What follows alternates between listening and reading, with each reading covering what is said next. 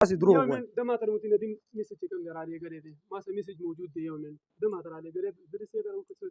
هغه د ویل چې موږ ته متي ندیم سی ویل تاسو په خاصه کوم د مناظره مکو په دې دغه باندې زمونږ چې کوم د کلیپونو شروع دي او تاسو کوم زمونږ کار رانه وي تاسو موږ سم تاسو میسج را لګلې دي پنځه موضوعګان په دې استشفاء من القبور استندار من الاموات او مساله د چې دا معیار اهل سنت والجماعت وحدت الاديان او سماع عادي په دې مسله باندې چې کوم تاسو صرف او صرف داوا ولیکي او موږ به تنقیحات هم په خپل باندې کوو مفتي ندیم په دې باندې سټیم چې کوم څوک تیارولې شي را دي چې د جمعیت علماء اسلام کوپر باغ ز ثابتو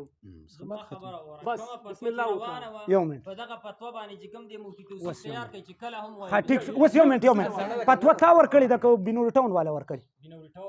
بنور ټاون والا جواب وکړي ته په کې څوک راغلی چې ته جواب کې دا بنور ټاون والا مانی زما خبره دا بنور ټاون والا مانی او مون ټول کړ موږ چې تاسو څخه خپل مونږ کې تاسو څخه خپل مونږ کې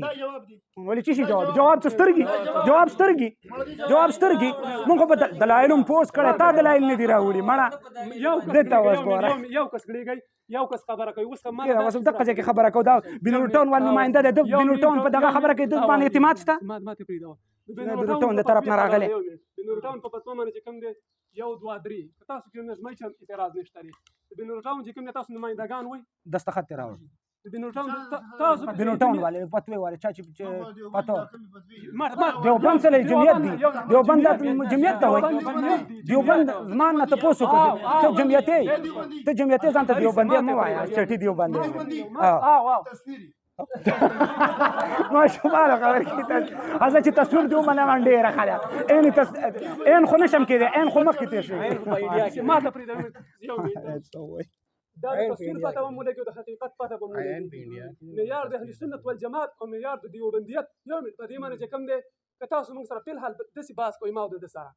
که تاسو موږ مفتي ندیم تیارو د دیوبندیت کوم دی د بنور ټاون پته په خپل معنی حل شي چې معیار د اهل سنت والجماعت معلوم شي چې معیار د اهل سنت والجماعت سره پای کې په خپل معنی فتوا حل شو لکنه